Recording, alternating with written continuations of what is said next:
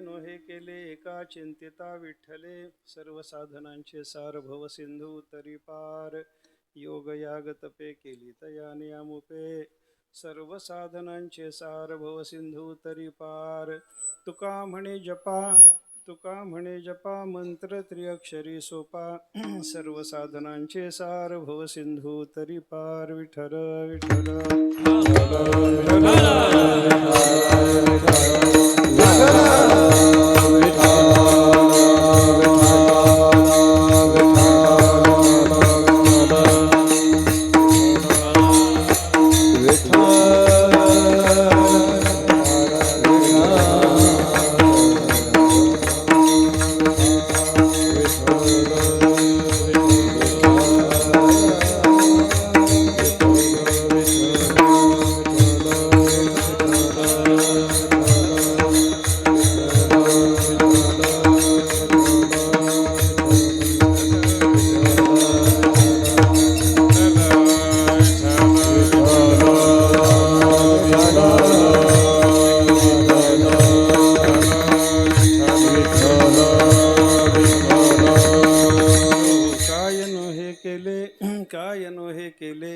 चिंतिता विठ्ठले, सर्व साधनांचे सार भव सिंधू तरी पार.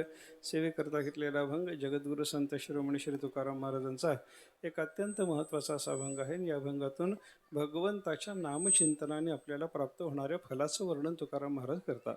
नामचिंतनाचं महत्त्व सांगणारा चिंतनाचं महत्त्व म्हणत असताना सुद्धा नामचिंतनाचं महत्त्व आणि कलियुगाचा काळ असल्यामुळं नामचिंतनाशिवाय दुसरं काहीच करता येत नसल्यामुळे त्याचं महत्त्व महाराज या ठिकाणी सांगतात. विठ्ठल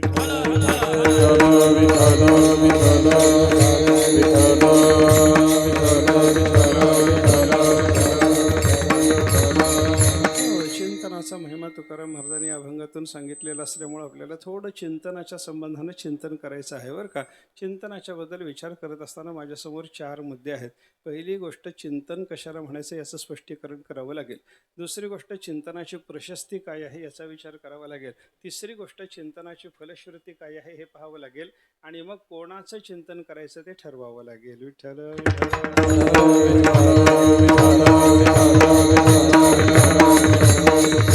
चारही गोष्टीचा क्रमाक्रमानं विचार करायचा आहे बरं का. चिंतन कशाला म्हणायचं, पहिली गोष्ट चिंतन कशाला म्हणायचं याचाच विचार आपल्याला करावा लागणार आहे बरं का. चिंतन कशाला म्हणतात याचं जर वेदांताच्या आधारानं आपण चिंतन केलं तर आपल्याला लक्षात घेता येतं की अंतःकरणाची जी चित्त नावाची वृत्ती आहे त्या चित्त नावाच्या वृत्तीकडून अनुसंधान ठेवण्याचं जे काम होतं त्याला चिंतन म्हणतात. विठ्ठल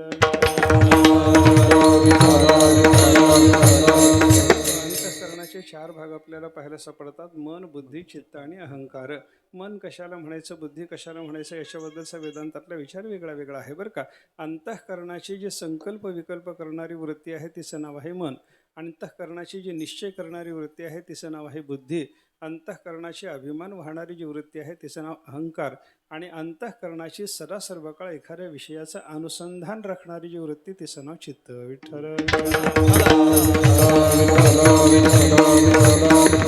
म्हणजे मनाचं काम काय तर संकल्प विकल्प करणं. संकल्प विकल्प करणं म्हणजे काय, हे खरं की ते खरं, हे बरोबर आहे का ते बरोबर आहे, हे असं करू का तसं करू, इकडं गेलं तर बरं आहे का तिकडं गेलं तर बरं आहे, या संबंधानं अशी दोलायमान जी वृत्ती असते की नाही, ही दोलायमान वृत्ती म्हणजे मन आहे बरं का. मनाच्याकडून घडणारी क्रिया अशा पद्धतीची असते. त्याच्यानंतर बुद्धीचा जर विचार आपण करायला लागलो तर बुद्धीर निश्चय रूपिणी. वेदांत असं सांगतो की निश्चय करणाऱ्या अंतःकरणाच्या वृत्तीला बुद्धी म्हणतात. हे का ते असा विचार निर्माण झाल्याच्या नंतर याच्यातलं हे बरोबर नाही हेच बरोबर आहे असं जेव्हा निश्चयात्मक वृत्तीमध्ये मनुष्य यायला लागतं तेव्हा त्याचं बुद्धीचं काम सुरू होतं. विठ्ठल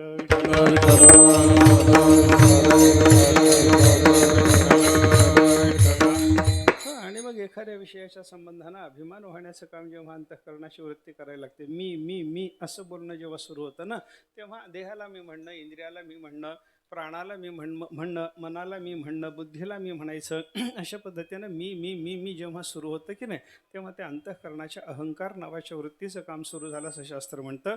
आणि एखादा विषय मनामध्ये आल्याच्या नंतर त्याच्याच आकाराचा वृत्ती प्रवाह चालू ठेवायचा, त्याच विषयाचं सदा सर्व काळ अनुसंधान राखायचं. निरंतर अनुसंधान राखणारी अशी जी अंतःकरणाची वृत्ती तिचं नाव आहे चित्त. विठ्ठल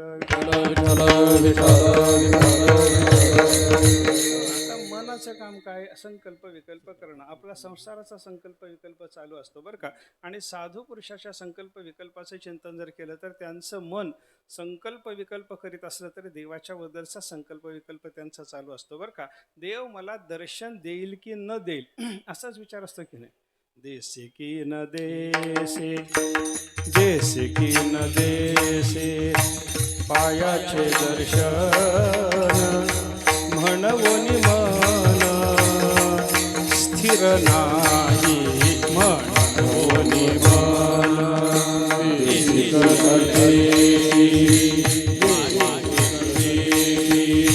पायाचे दर्शन म्हणवोनी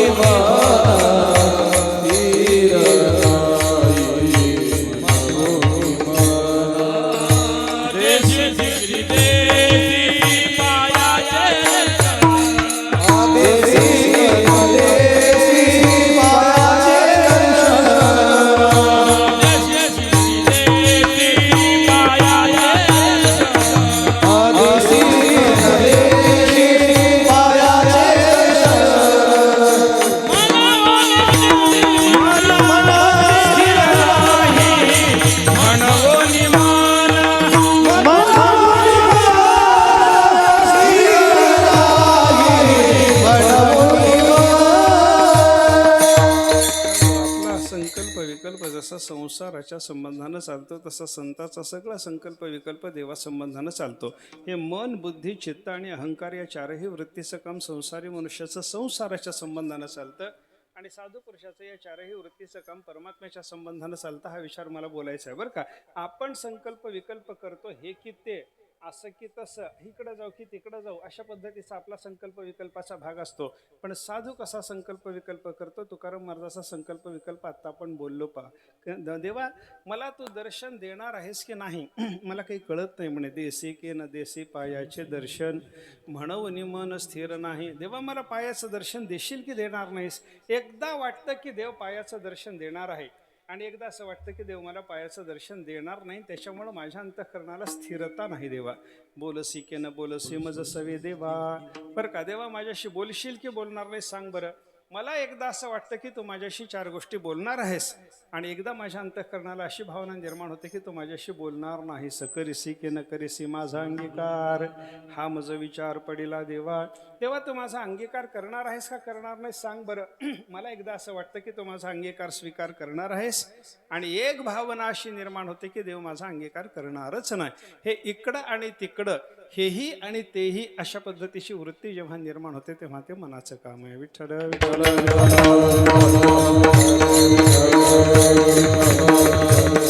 बुद्धीचं काम काय असतं याचा विचार जर केला तर बुद्धी निश्चय करते बरं का. हे की ते असं नाही, हेच बरं का. हीच व्हावी माझी आस जन्मोजन्मी तुझा दास, जन्मोजन्मी तुझा दास, जन्मोजन्मी तुझा दास. हीच व्हावी माझी आस जन्मोजन्मी तुझा दास, जन्मोजन्मी तुझा दास, जन्मोजन्मी तुझा दास. हरी हीच व्हावी माझी आस जन्मोजन्मी तुझा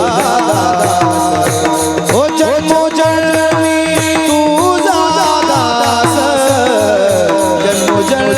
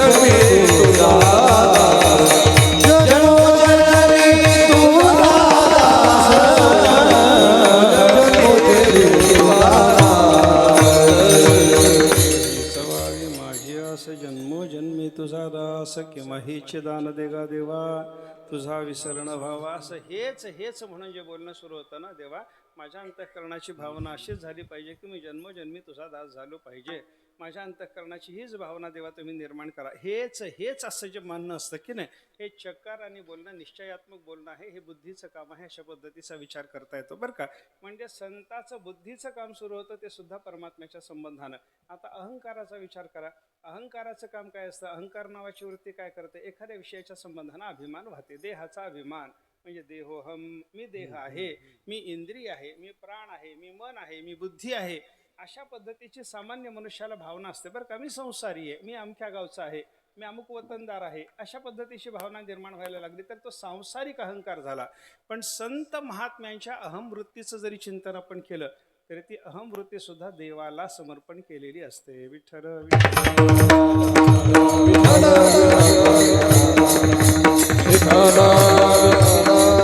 त्यांची अहमवृत्ती देवाला समर्पण केलेली असल्यामुळे चिदानंद रूप शिवोहम शिवोहम अशी भावना त्यांच्या ठिकाणी. मी वासुदेव तत्वता कळो येईल विचारिता, आहे ठाऊक सभाग्य संता, नाही दुजा आणिक मागुता गा. अशा पद्धतीने मी वासुदेव, मी कोण आहे? मी देह नाही, मी इंद्रिय नाही, मी प्राण नाही, तर मी वासुदेव आहे. अशा पद्धतीची साधू पुरुषाची भावना आपल्याला पाहायला सापडते. याला काय म्हणायचं? अहंकार सुद्धा त्याने देवाला समर्पण केला. आणि चित्त नावाची जी वृत्ती आहे, जी सर्व काळ अनुसंधान राखते, त्या अनुसंधानाला चिंतन असं म्हणतात बरं का. आपल्याला चिंतनाचा विचार करायचा होता म्हणून मी सगळं बोललो. आणि चित्त अनुसंधान राखतं याचा अर्थ काय? एकाच आकाराचा वृत्ती प्रवाह म्हणजे ध्यान चित्त करत राहतं, त्याचं नाव चिंतन आहे. विठ्ठल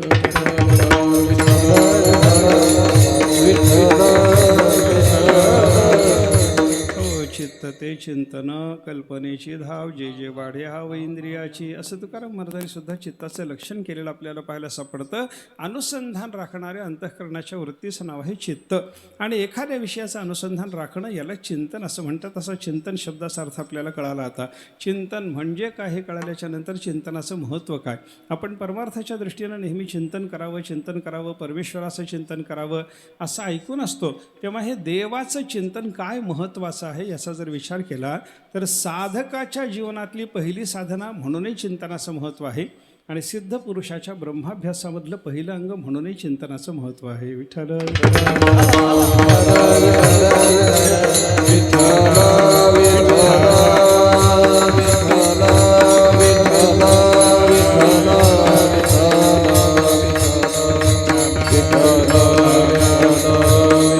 साधकाच्या जीवनामध्ये साधना करत असताना सुद्धा चिंतनाला महत्त्व आहे की नाही. काळ सारावा चिंतने,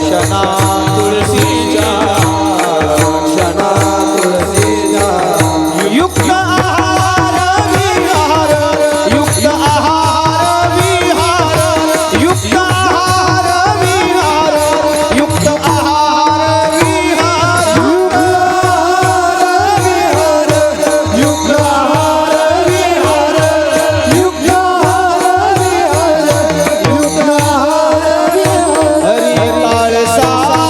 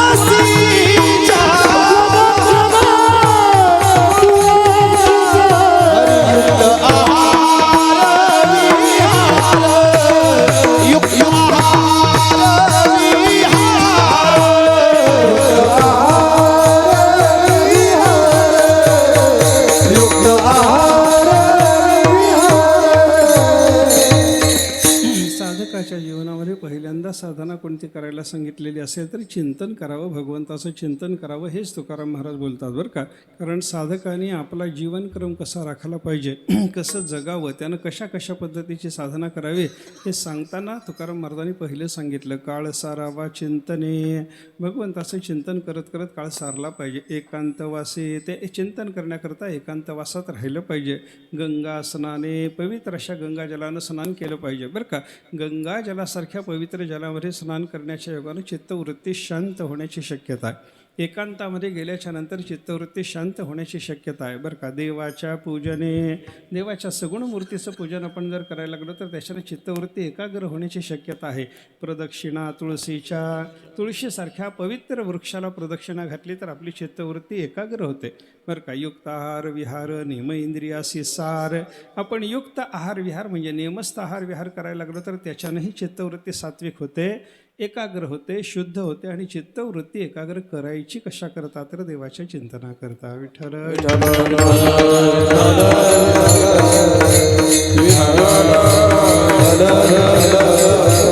अखंड देवाचे चिंतन करावं हे साधकाच्या करता सांगितलेले चिंतनाचं महत्त्व आहे. आणि सिद्ध पुरुषाच्या बाबतीत जर आपण विचार करायला लागलो, एखादा ब्रह्मज्ञानी महात्मा असला तर तो ब्रह्मज्ञानी महात्मा काय करतो, जीवनामध्ये त्याच्या काय चालत राहतं. ज्ञानेश्वर महाराज, तुकाराम महाराजासारखा महात्मा जर आपण पाहिला, परमात्म्याचा साक्षात्कार झाला, जे स्वतः देवरूपाला प्राप्त झाले, असे महात्मे आपल्या जीवनामध्ये काय करतात याचा विचार जर केला तर योग वासिष्ठात वसिष्ठ मुनी ते ब्रह्माभ्यास करतात असं सांगतात बरं का. साधू पुरुष ब्रह्माभ्यास करत असतो आणि परब्रह्माचा अभ्यास करतो म्हणजे काय करतो त्याचा विचार त्यांनी सांगितला. तच्चिंतनम तत्कथनम अन्योन्यम तत्प्रबोधनम एतदेकपरत्वंच ब्रह्माभ्यासम विदुर्बुधाः. याला ब्रह्माभ्यास असं म्हणतात. काय काय करावं लागतं. साधू पुरुष हा ब्रह्माभ्यास करतो म्हणजे काय काय करतो. तच्चिंतनम, परमेश्वराचं चिंतन करतो. तत्कथनम, परमेश्वराच्या संबंधानंच कथन करतो. आणि अन्योन्यम तत्प्रबोधनम, हे परस्परामध्ये प्रबोधन करायचं झालं तरी साधू पुरुष परमात्म्याच्या संबंधानंच प्रबोधन करतात बरं का. हे सगळं चिंतन, कथन आणि प्रबोधन कोणाच्याबद्दल चाललं, एका परमात्म्याच्याबद्दल चाललेलं असल्यामुळं या साधनेला दुसरं नाव आहे एकपरता. म्हणजे सगळं एकाच्या संबंधानं चालू आहे. चिंतन त्याचंच चालू, कथन त्याचंच चालू, प्रबोधन त्याचंच चालू. आता महात्मा चिंतन कधी करतो, महात्मा कथन कधी करतो आणि महात्मा प्रबोधन कधी करतो परमात्म्याच्या संबंधानं, याचा विचार सांगत असताना पंचदशीकार सांगतात, महात्मा एकांतात असलं की भगवंताचं चिंतन करतो. लोकांतात आल्याच्या नंतर महात्म्याच्यापेक्षा कमी अधिकाराचे लोक भेटले की कथन करतो. आणि लोकांतात आल्याबरोबर त्याच्या समान अधिकाराचा महात्मा जेव्हा भेटतो तेव्हा याने त्याला काही सांगावं आणि त्याने याला काही सांगावं असं त्यांचं प्रबोधन चालतं. विठ्ठल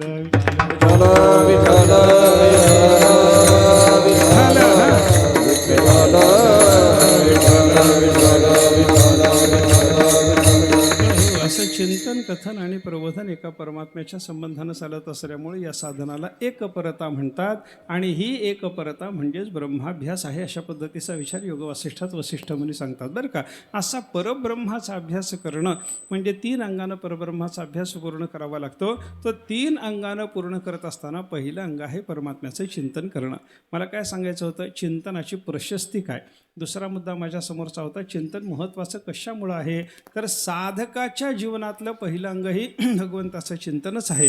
आणि सिद्ध पुरुषाच्या जीवनामधलं पहिलं अंगसुद्धा, त्याच्या ब्रह्माभ्यासाचं पहिलं अंगसुद्धा भगवंताचं चिंतनच आहे. ही चिंतनाची प्रशस्ती झाली बरं का. आपल्याला चिंतन म्हणजे काय थोडंसं स्पष्ट झालं. चिंतनाची प्रशस्ती काय, मोठेपण काय चिंतनाचं, त्याचाही थोडासा विचार आपल्याला करता आला. आता या चिंतनाची फलश्रुती काय याचा विचार जर केला तर तुकाराम महाराजांनी सांगितलं, चिंतने चिंतने तद्रूपता. आपण ज्याचं चिंतन करतो त्याचं स्वरूप आपल्याला प्राप्त होतं. विठ्ठल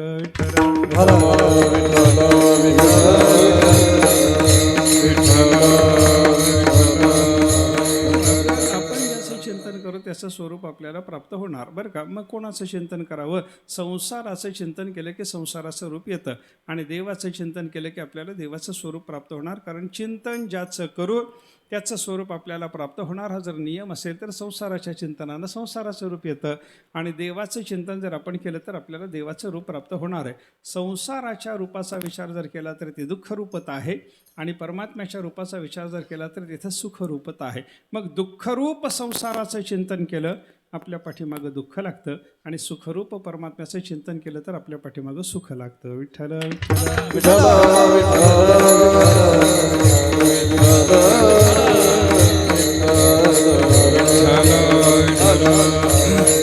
संसाराच्या चिंतनानं दुःख चिंतन ज्याचं करावं त्याचं स्वरूप आपल्याला प्राप्त होतं. याच्याकरता रामायणात एक उदाहरण आहे बघा. रामचंद्र प्रभूची भार्या सीतामाता, त्या सीतामातेचं रावणानं अपहरण केलं. रावणानं सीतेला पळवल्याच्या नंतर लंकेत नेऊन त्या अशोकवनामध्ये ठेवलं. त्या अशोकवनात सीतेला ठेवल्याच्या नंतर सीतेच्या भोवताली तिच्या रक्षणाकरता ज्या राक्षसी नेमलेल्या होत्या त्याच्यात मुख्य राक्षसी होती त्रिजटा.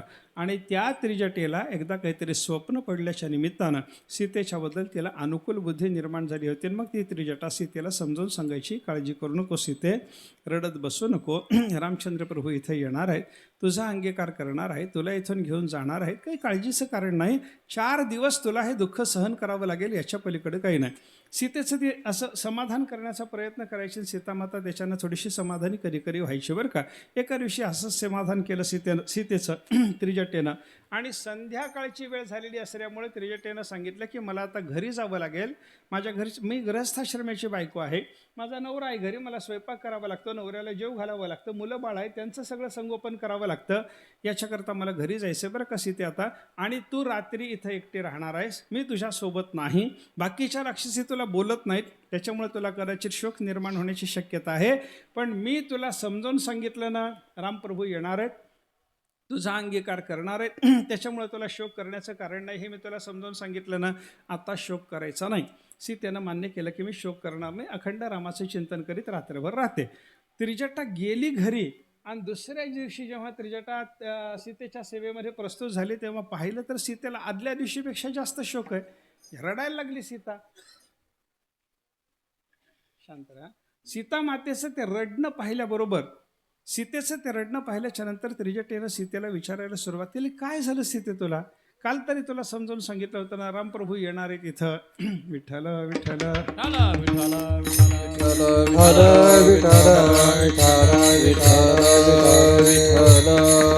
रामप्रभू इथं येतील, तुझा स्वीकार करतील, काही काळजीचं कारण नाही, हे तुला समजावून सांगितल्यानंतर आज पुन्हा शोक करायचं कारण काय? सीतेनं सांगितलं तर ती रडायलाच लागली. रडत असताना त्रिजटेने तिला पुन्हा पुन्हा विचारायला सुरुवात केली, काय झालं? रामप्रभू इथे येतील याच्यावर विश्वास नाही का? विश्वास आहे म्हणे. मग इथं रावणाचं पारिपत्य करतील याच्यावर विश्वास नाही का? त्याच्यावरही विश्वास आहे. तुझा स्वीकार करतील रामचंद्र प्रभू याच्यावर विश्वास नाही का? त्याच्यावरही विश्वास आहे. मग रडायचं काय झालं? आता काय कारण आहे? सीतेनं सांगितलं वेगळं कारण निर्माण झालं म्हणून मी रडायला लागले. काय कारण आहे? सीतेनं सांगितलं ते समोरचं झाड बघ, त्याच्याकडे बघून मला रडू आलं. आता झाडाकडे बघून रडायला काय झालं? ते काय नवीन झाड आहे का? कालपर्यंत ते झाड होतंच ना, मग आज त्या झाडाकडे बघून रडायला काय झालं? नाही, त्या झाडावर असलेलं ते मातीचं घर बघ, त्या घराकडे बघून रडू आलं. अगं ते घर बघून तरी रडायला काय झालं? त्या घरात असलेल्या भिंगुरटीकडे बघून रडू आलं. भिंगुरटीकडे बघून रडायचं काय कारण आहे? सीतेनं सांगितलं की म्हणे 4 दिवसाच्या पूर्वी ही भिंगुरटी नव्हती, या घरामध्ये एक दुसरी भिंगुरटी राहत होती. त्या भिंगुरटीनं एक आळी आणून इथं ठेवली होती आणि येता जाता त्या आळीला ती भिंगुरटी चावत होती आणि सतत चावण्याच्या योगानं आत्ता येईल सावल, आता येईल सावल असं त्याच्या आळीला सदा सर्व काळ भिंगुरटीचं चिंतन घडलं. आणि सदा सर्व काळ भिंगुरटीचं चिंतन होण्याचा परिणाम असा झाला, आळी न राहता भिंगुरटी होऊन गेली. विठ्ठल विठ्ठल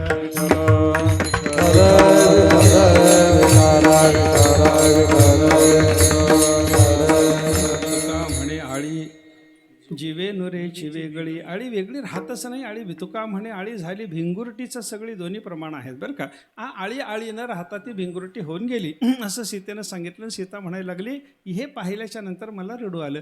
आता काय त्याच्यामध्ये रडायचं काय कारण आहे? आळीची भिंगुरटी झाली, ठीक आहे ना, आळी होती, आळीला ती भिंगुरटी चावत राहिली, सतत तिचं चिंतन घडलं, त्या चिंतनाच्या योगानं आळी न राहता भिंगुरटीच्या रूपाला प्राप्त झाली. तुला रडायला काय झालं?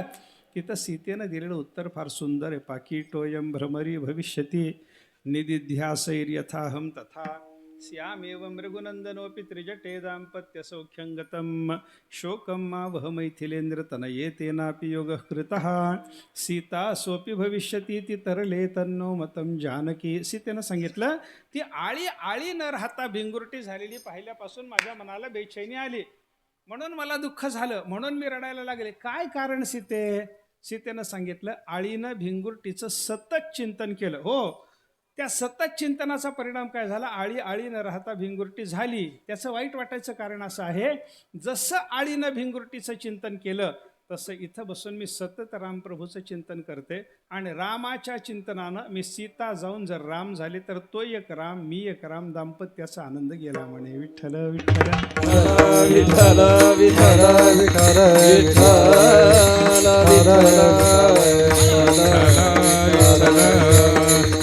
आमचा दाम्पत्याचा आनंद गेला, पती पत्नीचा आनंद गेला, सीतारामाची जोडी फुटली याचं दुःख म्हणे. तो एक राम आणि मी एक राम, मी सीता आहे म्हणून मला रामाचा आनंद जो आहे तो त्यावेळेला राहणार नाही ना, मी जर राम झाले तर. त्याच्यामुळं मला वाईट वाटतं. असं म्हणल्याबरोबर त्रिजटा हसायला लागली. बरोबर आहे म्हणे तुझं.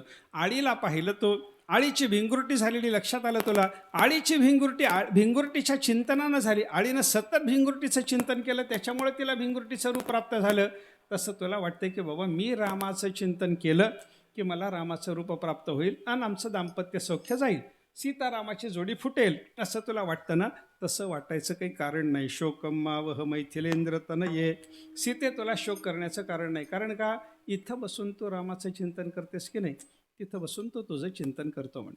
रामचंद्र प्रभू सुद्धा तुझं चिंतन करतात. परिणाम काय होईल, सीतेनं रामाचं चिंतन करून सीतेचा जर राम झाला तर रामानं सीतेचं चिंतन केल्याच्या नंतर रामाची सीता होईल, राम तो सीता आणि सीता तो राम होईल, दाम्पत्य कायम राहणार आहे म्हणे. विठ्ठल विठ्ठल विठ्ठल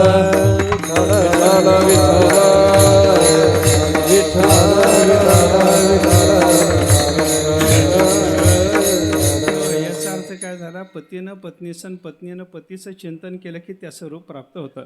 मग कीर्तनात बसून घरचं चिंतन करायचं की नाही आपलं आपण ठरवा बाबा. तुम्ही जर चिंतन करत बसलात, माझं कीर्तन न ऐकता तुम्ही जर घरचं चिंतन करत बसलात, तुम्हाला घरचं रूप, इकडे तसंच होतं बरं का. हां, स्त्रियांना पतीचं रूप आणि पुरुषांना पत्नीचं रूप जर प्राप्त झालं तर घरी गेल्यानंतर अडचण होण्याची शक्यता आहे बरं का. हे सगळं त्याच्यातलं बाकी विनोद सोडून द्या. त्याच्यातला महत्त्वाचा भाग काय आहे, ज्याचं चिंतन करतो त्याचं स्वरूप आपल्याला प्राप्त होतं. हा चिंतनाच्या फलश्रुतीचा भाग झाला बरं का. आणि ही चिंतनाची फलश्रुती पाहिल्याच्या नंतर मग कोणाचं चिंतन करावं, संसाराचं चिंतन करू नये. कारण संसार दुःखरूप आहे, दुःख बांधवडी आहे हा संसार. हा दुःख बांधवडी असलेला संसार असल्यामुळे याचं चिंतन करू नये. विषयाचं चिंतन करण्यामध्ये महत्त्व नाही.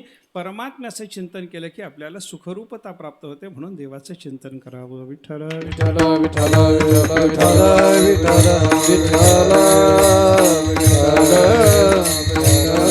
परमेश्वराचं चिंतन करण्यामध्ये आपल्याला सुखरूपता आणि संसाराचं चिंतन केलं तर आपल्याला दुःखरूपता प्राप्त होते. ते भर्तृहरी राजाचं एक चरित्र सांगतात पा. राजा भर्तृहरी त्यांचं राज्य चालू असताना हे भर्तृहरी पुढंच भर्तृहरी नाथ झाले बरं का. नाथ संप्रदायामध्ये ज्यांचं भर्तृहरी नाथ म्हणून चरित्र सांगितलं जातं ना, त्या भर्तृहरी राजाच्या संबंधानं अशी कथा आहे. ते राजे त्यांचं आपल्या बायकोवर विलक्षण प्रेम होतं आणि त्यांच्या राज्यामध्ये एक ब्राह्मण त्यानं तपश्चर्या केली थोडीशी आणि त्या बायकोने त्याच्या बायकोनं सांगितलं होतं त्या ब्राह्मणाला, बाबा आपल्या घरी 18 विश्व दारिद्र्य आहे, आपण जा अरण्यात जा. तुम्ही अनेक लोकांना काहीतरी मार्ग सांगत राहता, वेगवेगळ्या अडचणी करता, आपलं दारिद्र्य घालवण्याकरता तुम्ही रानात जा, तपश्चर्या करा, परमात्म्याला प्रसन्न करून घ्या, देवाला प्रसन्न करून घेऊन काहीतरी मागा, आपलं दारिद्र्य घालवून टाका म्हणे, काहीतरी करा, जा. म्हणल्यावर तो अरण्यात गेला. 12 वर्षे तपस्या केली. तपस्येनं परमात्मा प्रसन्न झाला. पण देव प्रसन्न होईपर्यंत आपण तपश्चर्या करायला काय कारणानं आलो होतो विसरूनच गेला. कशा करता तपश्चर्या केली काही त्याच्या लक्षात राहिलं नाही. म्हणून देवाने प्रसन्न होऊन तो माग बाबा म्हणल्याबरोबर हा म्हणायला लागला, घरी जातो ना, मागायचं काय ते कुठं लक्षात आहे आता. तिनं सांगितलेलं मागायला आलो होतो, तिनं काय सांगितलं होतं विसरून गेलो, त्याच्यामुळे घरी जाऊन बायकोला विचारून येतो. देव म्हणला, एवढा वेळ मला नाही, तू घरी जाशील बायकोला विचारून येशील, एवढा वेळ मला नाही. मग आता काय करायचं, देवाने सांगितलं आता तू काही जर मागत नसशील तर मला तुला काही देऊन जावं लागेल की नाही. म्हणून देवाने आपल्याजवळचं एक फळ त्याच्या हातामध्ये ठेवलं, हे घरी घेऊन जा म्हणे. कशा करता, या फळाचा काय परिणाम आहे, काय मिळणार या फळाच्या योगानं, त्यानं विचारल्याच्या नंतर भगवंतांनी सांगितलं, हे फळ अमर फळ आहे, सेवन करणारा मनुष्य अमर होतो. एवढं ऐकल्याबरोबर त्याला परमानंद झाला. देवाला नमस्कार केला, ते फळ घेतलं, आपल्या घरी आला. नवऱ्याच्या चेहऱ्यावरचा आनंद पाहिल्याबरोबर बायकोलाही वाटलं नवऱ्यानं तपश्चर्या केली वाटतं, तपश्चर्या फळली वाटतं. परमात्म्याचं दर्शन होऊन देवाने काहीतरी याला फळ दिलेलं आहे हे लक्षात आल्याबरोबर त्याने त्याची व्यवस्था वगैरे केली, स्नान जेवण वगैरे झालं. आणि दुपारी थोडे 2 जण नवरा बायको एकांतात बोलत बसल्याच्या नंतर बायकोने विचारलं, झाली का तपश्चर्या? झाली. देव भेटले का? भेटले. देवाने काही दिलं का, तुम्ही काही मागितलं का? तो म्हणलं होय ग, काय मागायला गेलो होतो विसरलोच होतो म्हणलं. आता काय मागायला गेलो होतो विसरलो होतो म्हटल्यानंतर तिने कपाळाला हात लावला. म्हणजे तुम्ही काही मागितलं नाही? म्हणलं मी मागितलं. देवाने काही दिलं नाही? नाही तसं झालं नाही म्हणलं, देवानं दिलंय. काय दिलं म्हणून विचारल्याबरोबर त्यानं ते फळ काढून बायकोच्या हातात दिलं. काय हे फळ आहे, कशाचं काय, ह्याचा परिणाम काय? हे सेवन करणारा मनुष्य अमर होऊन राहतो असं देवानं सांगितलं म्हणल्याबरोबर त्यानं कपाळाला हात लावला. ते म्हणले 18 विश्व दारिद्र्य घरामध्ये आहे, आपण दारिद्र्यात जीवन कंठत होतो, एक एक दिवस अवघड चाललाय आपल्याला, आणि हे फळ खायचं, अमर होऊन राहायचं आणि कायम दारिद्र्य भोगायचं. कोणी सांगितलं म्हणले तुम्हाला हा उठाठेवा करायला? कशा करता हे फळ आणलं? थोडंसं भांडण झालं. भांडणाच्या नंतर त्यानं शेवट बायकोने त्याला सांगितलं, एक काम करा म्हणे, आत्ता तरी माझं ऐका. हो म्हणे, तुझंच ऐकतो म्हणले, कायम मी दुसऱ्याचं ऐकतच नाही, तुझंच ऐकून चालतो. त्यानं सांगितलं, त्या बायकोनं सांगितलं, एक काम करा, हे फळ घ्या, राजवाड्यात जा, भर्तृहरी राजा आपले फार चांगले धर्मात्मा राजे आहेत, त्यांना हे फळ द्या. आणि राजा जिवंत राहिला तर जगाच्या कल्याणाचा राजा असल्यामुळे त्याचाही लाभ होईल. आणि आपण त्याला अमर होण्याकरता हा प्रसादरूपी फळाचा भाग दिल्यानंतर राजा प्रसन्न होऊन आपल्याला काहीतरी द्रव्य देईल. त्या द्रव्यामध्ये आपलं दारिद्र्य जाईल, राजाचंही काम होईल, जगाचं काम होईल, आपलंही काम होईल. राजाला हे फळ द्या बरं. दरबारात गेला. दरबारात गेल्याच्या नंतर त्यानं राजाच्या हातामध्ये ते फळ दिलं. राजाने विचारलं, भूदेव हे काय आहे? बरेच दिवस दिसला नाहीत म्हणे, 12 वर्ष तुम्ही दिसलाच नाहीत, मध्ये दर्शनच तुमचं झालं नाही. त्यानं सांगितलं, हो म्हणे, तपश्चर्याला गेलो होतो. मग हे काय देत आहे मला? देवाने दिलेलं हे प्रसादरूपी फळ आहे. काय या फळाचा परिणाम? हे फळ सेवन करणारा अमर होऊन राहतो असं भगवंतानी मला सांगितलंय, म्हणून हे फळ तुम्हाला द्यायला आलो. राजानं ते फळ ठेवून घेतलं. याला बरंच द्रव्य दिलं, याचं दारिद्र्य जाण्याची व्यवस्था झाली. पण ते फळ हातात आल्याच्या नंतर मला काय चिंतनाचा परिणाम कसा असतो हे सांगायचं. याच्याकरता पुढं चला. संसाराचं चिंतन केलं की परिणाम दुःखाचा कसा होतो याच्याकरता मी बोलायला लागलो. आता याच्या पुढचं चिंतन ऐका. त्या राजानं ते फळ घेतलं. राजाचं स्वतःपेक्षा बायकोवर जास्त प्रेम होतं, म्हणून त्याला असं वाटलं की हे फळ खाऊन मी जर कायम जिवंत राहिलो आणि माझ्यासमोर माझी बायको जर मरून गेली तर मला दुःख होईल, याच्यापेक्षा बायकोनं जगावं आणि तिच्यासमोर मी मरावं, हा विचार मनात आला. त्यानं घरात येऊन बायकोच्या हातात ते फळ दिलं आणि सांगितलं, म्हणे हे फळ एका साधूनं मला आणून दिलेलं आहे. या फळाचा परिणाम असा आहे, खाणारा अमर होतो आणि मी खाऊन अमर होऊन राहण्यापेक्षा तू खाऊन अमर होऊन राहावं याच्यात मला आनंद असल्यामुळे मी तुला हे फळ द्यायला लागलो, हे फळ सेवन कर. तिने बिचारीनं ते ठेवून घेतलं. ते ठेवून घेतलं खरं, पण तिचं राजावरही प्रेम नव्हतं, तिचं स्वतःवरही प्रेम नव्हतं. तिचा दुसराच एक जार पुरुष होता, त्याच्यावर तिचं प्रेम असल्यामुळं त्या जार पुरुषाला बोलावून त्यानं ते फळ दिलं आणि सांगितलं, हे साधून आणलंय, तपश्चर्या करून आणलंय, देवाने त्याला दिलेलं आहे आणि या फळाचा परिणाम अमर होणं आहे. माझ्याकरता हे फळ राजाने माझ्याकरता दिलं, ब्राह्मणाने त्या आणून राजाला दिलं आणि राजाने मला दिलं, पण माझं तुमच्यावर प्रेम असल्यामुळे मी तुम्हाला हे फळ द्यायला लागलं, हे सेवन करा. त्या जार पुरुषानं ते फळ घेतलं. त्या जार पुरुषाचं प्रेम राजावरही नाही, राणीवरही नाही, स्वतःवरही त्याचं प्रेम नाही. त्याची दुसरीच एक वेश्या होती. त्या वेश्येकडे तो गेला आणि त्या वेश्येला ते फळ देऊन तो म्हणायला लागला की हे फळ सेवन कर, अमर होऊन राहा. अमर होऊन राहा म्हणल्याबरोबर त्या वेश्येनं ते फळ ठेवून घेतलं. पण वेश्येच्या अंतःकरणामध्ये विचार जागा झाला, काय ह्या फळाचा परिणाम? अमर होऊन राहायचं कशा करता? कायम आपण देहविक्रय करून जगणार, आपल्याला रोज देहविक्रयाच्याशिवाय पोट भरणार नाही अशी आपली अवस्था, आणि फळ खायचं, अमर होऊन राहायचं, कायम देह विकायचा, कायम वेश्या व्यवसाय करायचा, काय या जगण्याला अर्थ आहे? हे फळ आपण सेवन करू नये. कोणाला विचार आला? वेश्येच्या मनात विचार आला. बाकीचे सगळे शहाणे मोठे मोठे लोक, कोणाला विचार आला नाही, पण वेश्या विचार करायला लागले, हे फळ आपण सेवन करण्यात अर्थ नाही. मग काय करावं? राजाला हे फळ नेऊन देऊ, राजाचं कल्याण होईल, राजा दीर्घकाल जगेल, आपल्याला राजा बक्षीसही देईल, आपलंही काम होईल, राजाचंही काम होईल. म्हणून तिनं ते फळ दरबारात येऊन राजाच्या हातात दिलं. राजाने त्या वेश्याला बक्षीस दिलं, तिला पाठवून दिलं. पण हातात फळ आल्याच्या नंतर राजा विचार करायला लागला, साधूंनी माझ्या हातात आणून दिलेलं हे फळ मी माझ्या बायकोच्या हातात दिलेलं असताना या वेश्येच्या हातात गेलं कसं? कसं गेलं? चौकशी करायला सुरुवात झाल्याच्या नंतर राजाच्या लक्षात आलं की मी राणीला दिलं, राणीनं जार पुरुषाला दिलं, जार पुरुषानं या वेश्येला दिलेलं आहे. हे सगळं ऐकल्याच्या नंतर आजपर्यंत मी माझ्या भार्येचं चिंतन करीत राहिलो, त्याच्यामुळं माझ्यावर ही दुःखाची पाळी आली, असं म्हणून राजा जे बोलला, भर्तृहरीच्या मुखातला श्लोक सांगितला जातो, याम चिंतयामि सततम मयि सा विरक्ता साप्यन्यमिच्छति जनम सजनोन्यसक्तः अस्मत्कृते च परितुष्यति काचिदन्याधिक्तांच तंच मदनंच इमांच मांच. तो राजा बोलायला लागला, हा याम चिंतयामी सततम ज्या माझ्या बायकोचं मी सदा सर्व काळ चिंतन करतो. मुद्दा इथं आहे आपला. संसाराचं चिंतन केल्याचा परिणाम काय याचा विचार सांगायचा आहे मला. ज्या माझ्या भार्येचं मी सदा सर्व काळ चिंतन करतो. राजा म्हणला मैसा विरक्ता, तिला माझी इच्छा नाही. साप्यन्यमिच्छती जन्म, ती दुसऱ्याच एका पुरुषाची इच्छा करते. सजना हा अन्यसक्त हा, तो पुरुष पुन्हा दुसऱ्या वेश्येवर संतुष्ट असतो. आणि अस्मत्कृतेच परितुष्यती का चिदन्या, माझी बायको नसून त्या जार पुरुषाची वेश्या माझ्याकरता जर ते फळ आणून देत असेल तर या जीवनाला अर्थ नाही. म्हणून त्यानं काय सांगितलं, धिक्तांच त्या माझ्या बायकोला धिक्कार असो, तंच त्या जार पुरुषाला धिक्कार असो, इमांच ही माझ्यासमोर उभी असलेली वेश्या हिला धिक्कार असो, आणि मांच मलाही धिक्कार असो. सगळ्याचा धिक्कार करून दुःख करण्याची पाळी कशामुळे आली? केवळ संसाराच्या चिंतनानं आली. विठ्ठल विठ्ठल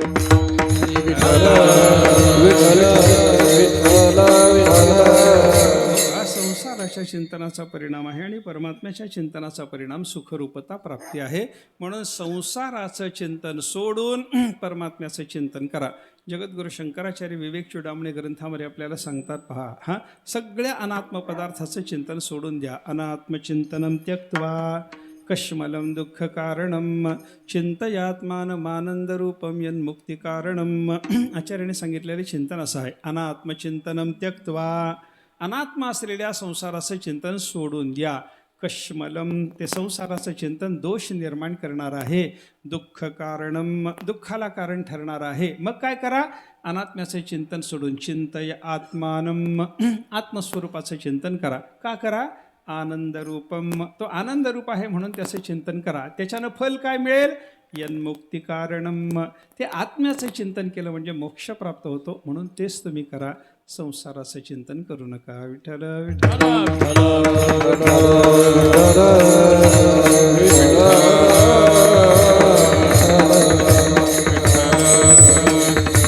हे संसाराचं चिंतन सोडून परमात्म्याचं चिंतन करणं ते अनेक पद्धतीने आपल्याला करता येतं बरं का. देवाचं चिंतन करावं एवढं कळालं. सुखरूपतेचा लाभ त्या देवाच्या चिंतनानं होणार आहे हे आपल्याला कळालं. पण सुखरूपता प्राप्त करून देणारं देवाचं चिंतन तरी एक पद्धतीचे का हो, सगुण देवाचंही चिंतन आहे, निर्गुण देवाचंही चिंतन आहे.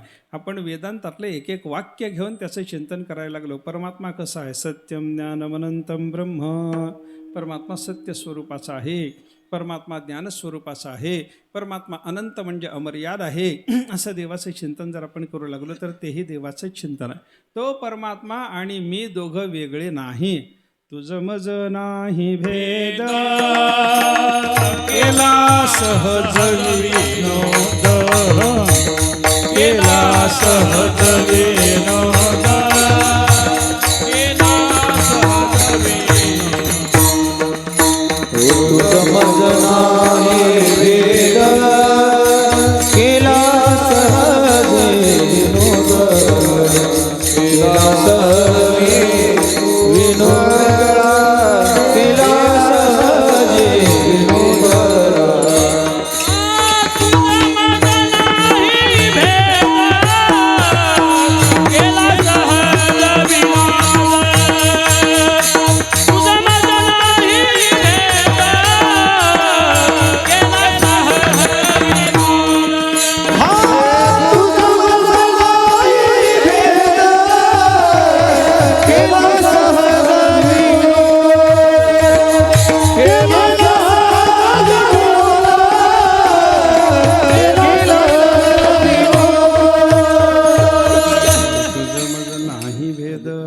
केला सहज विनोद. तुकाराम महाराजांसारखे संत महात्मे देवाला सांगतात, देवा तुझ्यात माझ्यात कोणत्याही प्रकारचा भेद नाही.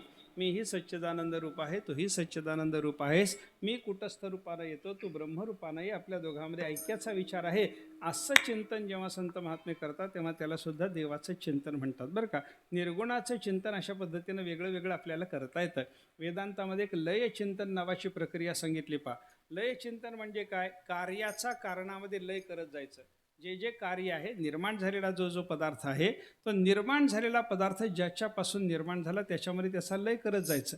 आपल्याला मातीचे सगळे निश्चलदाजींनी विचारसागर ग्रंथामध्ये ती लय चिंतनाची प्रक्रिया फार सुंदर रीतीनं सांगितलेली आपल्याला पाहायला सापडते बरं का. माटी को कारज घट जैसे, माटी ताको बाहरी माही जलते फेन तरंग बुदबुदा उपजत जलते जुदे सो नाही ऐसे जो जाको है कारज कारण रूप पिछान होताही कारण ईश सकल को सोमय लय चिंतन जानहु विधयाही.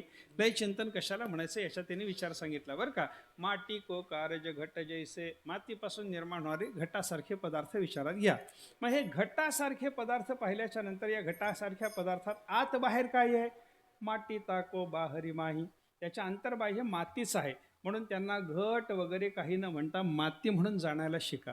कार्याचा कारणामध्ये लय करायला शिका. आणि असा कार्याचा कारणामध्ये लय करता करता फक्त पंचमहाभूत शिल्लक राहिली की पृथ्वीचा जलात, जलाचा तेजात, तेजाचा वायूत, वायूचा आकाशात, आकाशाचा मायेत आणि मायेचा परब्रह्मात लय करायचा.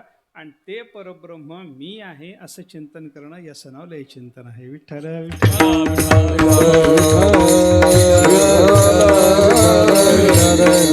असं परमात्म्याचं निर्गुण स्वरूपाचंही चिंतन करता येतं, तसं सगुणाचंही चिंतन आहे. सगुणाचं चिंतन करत असताना आपण सुंदरते ध्यान उभे विटेवरी वगैरे वगैरे अभंगाचा आधार घेऊन परमात्म्याच्या सगुण रूपाचं चिंतन करू शकतो. तेही देवाचं चिंतन आहे. आणि देवाच्या चिंतनाचा, सगुणाच्या चिंतनाचा विचार करत असताना त्याच्या रूपाचं चिंतन आहे, त्याच्या गुणाचं चिंतन आहे आणि त्याच्या लीलाचं चिंतन आहे, त्याच्या नामाचं चिंतन आहे. असं ते 3-4 पद्धतीनं त्याचं चिंतन आपल्याला करता येतं. देवाच्या रूपाचं चिंतन करायचं जर झालं तर सुंदर ते ध्यानसारखे अभंग आपल्याला उपयोगाला पडतात. देवाच्या गुणाचं चिंतन करायचं झालं तर अनंत गुण भगवंताच्या ठिकाणी आहेत बरं का. अनंत म्हणती माझी स्वामी ते, अनंत म्हणती माझी स्वामी ते, अनंत गुण त्याचे म्हणून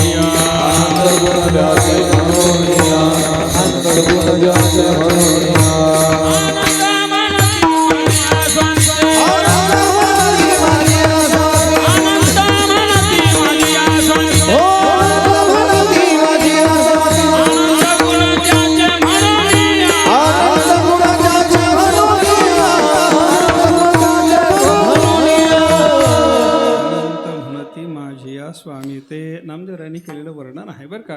नामदेवराय सांगतात माझ्या परमात्म्याला अनंत म्हणतात. का अनंत म्हणतात?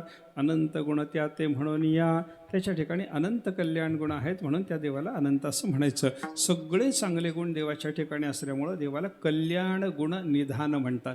कल्याण रूपी गुणाचा निधान परमात्मा आहे बरं का. आणि ते कल्याण गुण थोडे नाहीत, अनंत. म्हणून अनंत कल्याण गुण निधान या शब्दामध्ये देवाचं वर्णन केलं जातं. सगळे सगळे चांगले गुण, यश श्रिय औदार्य ज्ञान वैराग्य ऐश्वर्य हे साही गुणवर्य वसती येथ म्हणून तो भगवंतो. अशा पद्धतीनं देवाच्या ठिकाणी असणाऱ्या सगळ्या गुणाचं चिंतन आपल्याला करता येतं. हा गुणचिंतनाचा भाग झाला. रूपाचं चिंतन आहे, गुणाचं चिंतन आहे बरं का. सगळे गुण कोणाच्या ठिकाणी असतील तर एक देवाच्याच ठिकाणी आहेत बरं का. सकळ गुणे संपन्न, सकळ गुणे संपन्न, एक भगवंतची जाण, एक भगवंतची जाण, एक भगवंतची जाण, एका भगवंतची जाण, एका भगवंतची जाण.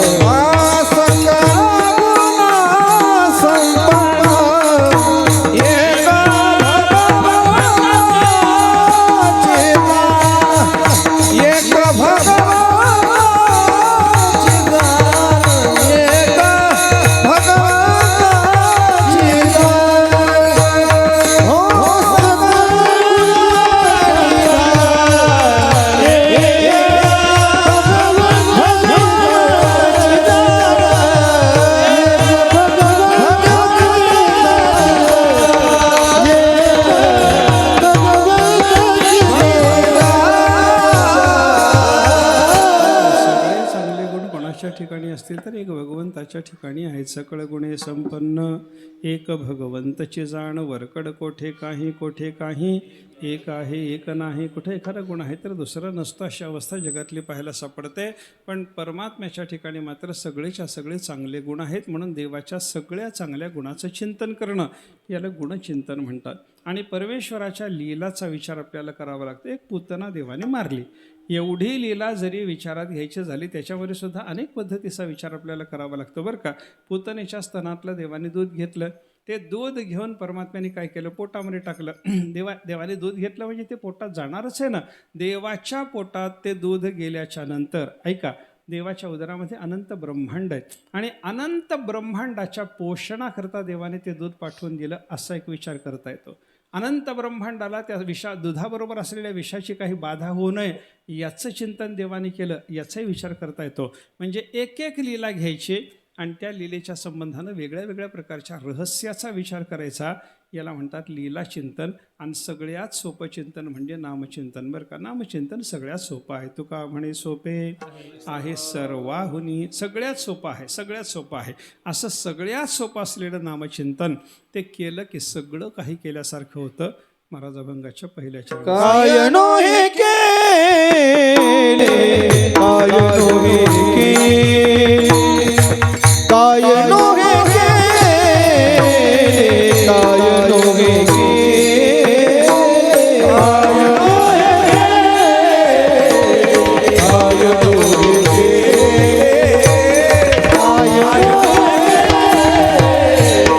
काय नो हे केले, ओ काय नो हे केले, काय नो हे केले, काय नो हे केले, काय नो हे केले,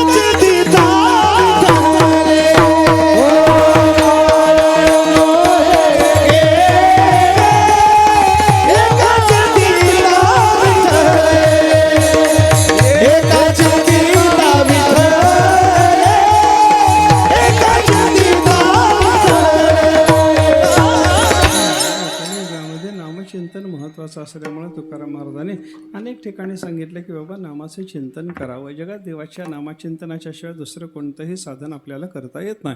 बघा तुम्ही, मागच्या युगामध्ये कठीण कठीण साधनं होते, पण कलियुगाकरता नामचिंतन हे सोपं साधन सांगितलेलं आहे. मागच्या कृत, त्रेता, द्वापार, कली चारी युगाची अवस्था जर आपण पाहायला लागलो, सगळी अवस्था वरचीवर खालावत गेली. बघा, आयुष्याचं प्रमाण मागं जास्त होतं, आता कमी होऊन गेलं. किती जास्त होतं याचा विचार करा ना तुम्ही. बघा, विश्वामित्रासारख्या ऋषीनं 60,000 वर्ष तपश्चर्या केल्याचं वर्णन आहे. 60,000 वर्ष त्याला तपश्चर्या का करता येते, तर त्याचं लाखाचं वय होतं, आयुष्य होतं, म्हणून त्याला 60,000 वर्ष तपश्चर्या करता येते. आता ज्याला लाखाचं वय आहे त्याला हजारो वर्ष तपश्चर्या कर म्हणलं तर करता येतं, पण आपल्याला 100च्या मध्येच गटांगळे खायची वेळ आहे, तर आपल्याला हजारो वर्ष तपश्चर्या कर असं साधन सांगून काही उपयोग आहे का? काही उपयोग होत नाही. म्हणून मागच्या युगापेक्षा पुढच्या युगाची सगळी परिस्थिती बदलली. आपलं आयुष्य कमी झालं, आपल्या चित्ताच्या शुद्धतेचं प्रमाण बदललं, अंतःकरणातले विकार वरचेवर लोकांच्या अंतःकरणामध्ये बळावत चालले. हे सगळं बघा ना. प्राण कुठं राहतो याचा जर विचार केला तर कृतेच अस्थिगता हा प्राणाहा त्रेतायां मांस संस्थिताः द्वापरे रुधिरम यावत कलौ अन्येषु संश्रिताः. शास्त्राने चिंतन सांगितलं, कृतयुगामध्ये मनुष्याचा प्राण हाडात राहत होता, म्हणून हाड जोपर्यंत आहे तोपर्यंत मनुष्य जिवंत राहणार. कातडं सगळं जाऊ द्या, मांस शरीरातलं सगळं संपून जाऊ द्या, रक्त सगळं संपून जाऊ द्या, पण कृतयुगातल्या माणसाला हाड असेपर्यंत जिवंत राहणं होतं. त्रेतायुगामध्ये थोडी परिस्थिती बदलली. त्रेताया मांस संस्थिताः. त्रेतायुगामध्ये प्राण आले मांसामध्ये. द्वापार युगामध्ये त्याच्याही अलीकडे आले. कुठं आले? द्वापरे रुधिरम यावत. रुधिर म्हणजे रक्त, रक्तामध्ये प्राण आले. आणि कलियुगाचा विचार जर केला तर कलियुगात अन्नातच प्राण येऊन बसला. म्हणून एखाद्या माणसाचं आयुष्य संपलं हे सांगायकरता माणसं म्हणतात त्याचं अन्न संपलं म्हणतात, अन्न पाणी उठलं म्हणतात. हे अन्न संपणं, अन्न पाणी उठणं असे शब्दप्रयोग आले कशामुळं? तर कलियुगामध्ये पोटात अन्न असेपर्यंतच मनुष्य जगतो. आता हाड असेपर्यंत जगणारा मनुष्य आणि अन्न संपलं की मरून जाणारा मनुष्य, दोघाला एकच साधन सांगून कसं चालेल? विठ्ठल विठ्ठल.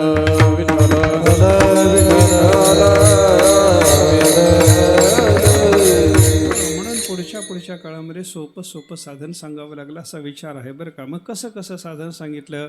कृते यध्यायतो विष्णुम त्रेतायां यजतो मखैः द्वापरे परिचर्यायां कलौत धरी कीर्तनात. कृतयुगामध्ये देवाच्या भेटीकरता सांगितलं होतं ध्यान.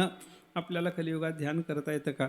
ध्यान केल्याने कलियुगातही देव भेटतो, नाही असं नाही. ध्यानी ध्याता पंढरीराया मनासहित पालटे का या की नाही? बरोबर, अनेक ठिकाणी सांगितलं. येथे दुसरी नसरी आटे देवा भेटी जावया तोची एक ध्यावा चित्ते करुणी रीते कलेवर. अंतःकरणातले सगळे विकार बाहेर काढा, देवाचं चिंतन करा, भगवंताचा तुम्हाला साक्षात्कार होईल. हे कलियुगातही आहे, पण कलियुगात सगळ्याला ध्यान करता येत नाही. कृतयुगामध्ये मात्र सगळे ध्यानाचे अधिकारी होते. विठ्ठल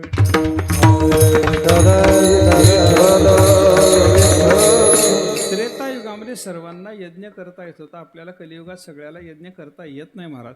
कारण यज्ञ करायचा म्हणजे यज्ञाच्या करता अधिकार कसा लागतो याचा विचार करा बरं का. अधिकारी कोण असतो याचा विचार जर केला, याची परिस्थिती खूप चांगली आहे बरं का. अर्थी, विद्वान, समर्थ आणि शास्त्रापर्यदस्त असं 4 भाषेमध्ये शास्त्राने कर्ममार्गाच्या अधिकाऱ्याचं वर्णन केलेलं आहे. अर्थी म्हणजे मनापासून स्वतःला कर्म करण्याची इच्छा पाहिजे. यज्ञ कोणाला करता येतो? ज्याला मनापासून यज्ञ करण्याची इच्छा आहे त्याला यज्ञ करता येतो. बायको सांगते म्हणून सत्यनारायणाची पूजा करणारे आपण. यज्ञ आपल्याला मनातून करावा वाटेल का? वाटत नाही. म्हणजे यज्ञ करावा वाटला पाहिजे, तो मनापासून करावा वाटला पाहिजे, असं अर्थित्व असल्याशिवाय यज्ञाचा अधिकार नाही. त्याच्यानंतर विद्वत्ता लागते. विद्वत्ता म्हणजे ते कर्म करताना ते सगळं कसं केलं पाहिजे, त्याच्यात कोणते मंत्र आहेत, कोणतं तंत्र आहे, ते सगळं आपल्याला कळालं पाहिजे बरं का. आपल्याला काही कर्माचं तंत्र कळत नाही. बघा, सारी संध्या करायला बसला माणूस तर पात्र कसं घ्यावं, कसे पात्र मांडावे. एक तामण असतं, एक फुलपात्र असतं, एक पळी असते, त्यात फुलपात्रामध्ये पाणी असतं. ते कसं घ्यायचं आणि कसं मांडायचं आपल्याला माहिती आहे का? माणसं कुठे मांडतात? हां, मध्य भागात तामण मांडलं पाहिजे, डाव्या बाजूला फुलपात्र असलं पाहिजे, पळी त्याच्यामध्ये उजव्या बाजूने घेता येईल उचलून, अशा पद्धतीनं ती पळी ठेवली पाहिजे.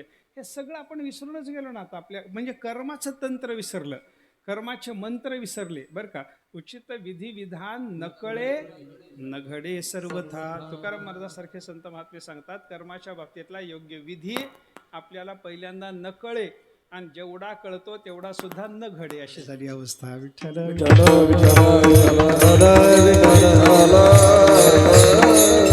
म्हणून यज्ञ यागासारखं त्रेतायुगात सांगितलेलं साधनही आपल्याला करता येत नाही. द्वापार युगामध्ये काय सांगितलं? परिचर्यायाम. परिचर्या म्हणजे सेवा, सेवा म्हणजे पूजा. देवाची पूजा करण्याने देव भेटतो असं द्वापार युगात सांगितलं होतं. पण कलियुगात आपल्याला देवाची पूजासुद्धा व्यवस्थित करता येत नाही. कारण पूजा शब्दाचा अर्थ शास्त्राने सांगितला यथा देहे तथा देवे. आपल्या शरीराला सुख होण्याकरता आपण जे जे करतो ते ते देवाला करणं.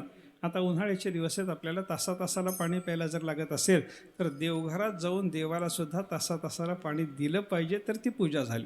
आपल्याला थंडीच्या दिवसामध्ये गरम पाणी लागत असेल स्नानाला, तर देवाच्या पूजेला सुद्धा गरम पाणी ठेवलं पाहिजे, तर ती पूजा झाली बरं का. बघा तुम्ही, कुठं अशी पूजा होते? देवाला नैवेद्य किती वाढतात हो? आपल्या पोटाला जेवढं लागतं तेवढं देवाच्या नैवेद्याला वाढलं पाहिजे. वाढतात का एवढं वाढत नाही. देवाचा नैवेद्य कसा वाढलेला असतो? बोरा एवढा भात असतो बरं का. बोरा एवढा म्हणजे तो एक खारक्या बोरा एवढा नाही बरं का. आता मिळतात ते ॲपल बोरा एवढा तरी नाहीच नाही. मग किती असतं? शेंबड्या बोरा एवढा भात वाढतात. आमचे गुरुजी सांगत होते, शेंबड्या बोरा एवढा भात वाढतात देवाच्या नैवेद्याला, बरं का. हा त्याच्यावर वरण टाकायचं ते कसं असतं, पोळीचा असा काटाच टाकतात त्याच्यावर, अगदी थेंबभर वरण पडलं पाहिजे. पोळी किती वाढतात? एक चतकोर पोळीचा तुकडा देवाच्या नैवेद्याला वाढलेला असतो. हे यथा देहे तथा देवे झालं का सांगा मला? आपल्या देहाला जेवढं लागतं तेवढं देवाला दिलंय का आपण? आपल्या देहाला जसं लागतं तसं आपण देवाला वागवतो का? वागवत नाही. म्हणजे कलियुगात आपल्याला पूजा करणं सुद्धा जमत नाही. आपण पूजा करत नाही समजू नका, आपण पूजा करतो. आपण पूजा करू नये असंही माझं म्हणणं नाही, जशी जमल तशी केली पाहिजे. पण आपल्याला पूजा करता येते का याचा विचार केला तर सगळ्याला पूजा करता येत नाही. विठ्ठल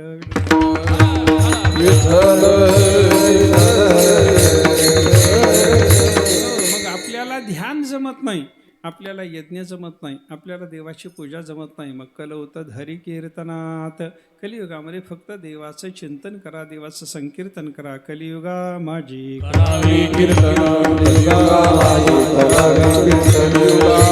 कलियुगा करावे कीर्तन. तेने नारायण देईल भेटी. तेने नारायण देईल भेटी.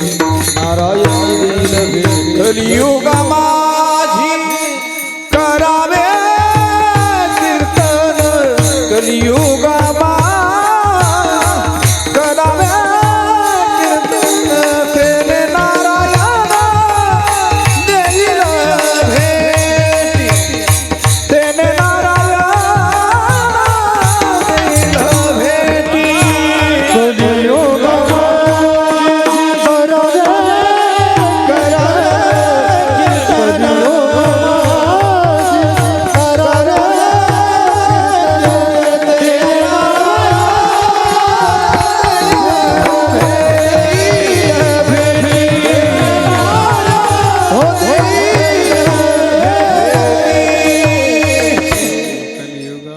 करावे कीर्तन. कलियुगामध्ये आपण संकीर्तन करा, देवाचं नामस्मरण करा, नामसंकीर्तन करा, नामचिंतन करा, असा उपदेश संतांनी केला. तेव्हा तुकाराम महाराजांनी जेव्हा जगाला अनेक वेळेला तुम्ही चिंतन करा, नामचिंतन करा असं सांगितलं, तेव्हा लोकांनी जाऊन तुकाराम महाराजाला विचारलं, महाराज तुम्ही चिंतन करा म्हणता, पण हे चिंतन केल्याने काय केल्यासारखं होतं? त्याला महाराजांनी हे उत्तर दिले, काय नो हे केले एका चिंतिता विठ्ठले. म्हणजे देवाचं चिंतन केल्याने काय केल्यासारखं होतं असं विचारल्याच्या नंतर महाराज म्हणतात, चिंतनानं काय केल्यासारखं होत नाही तूच सांगा मला. विठ्ठल विठ्ठल.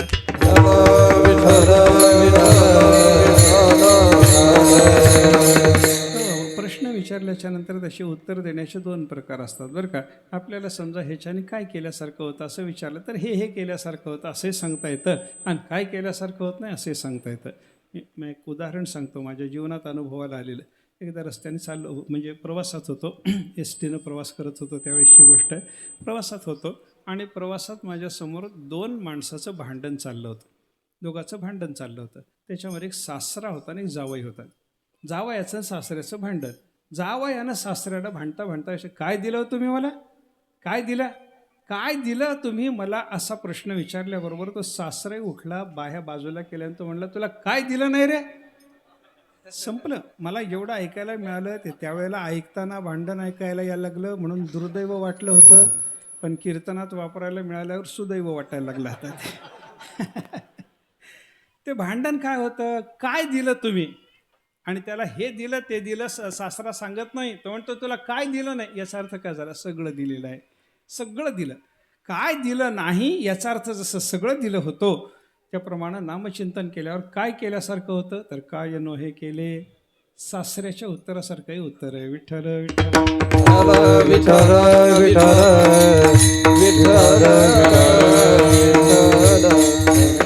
सगळं केल्यासारखं होतं. अवघे होती लाभ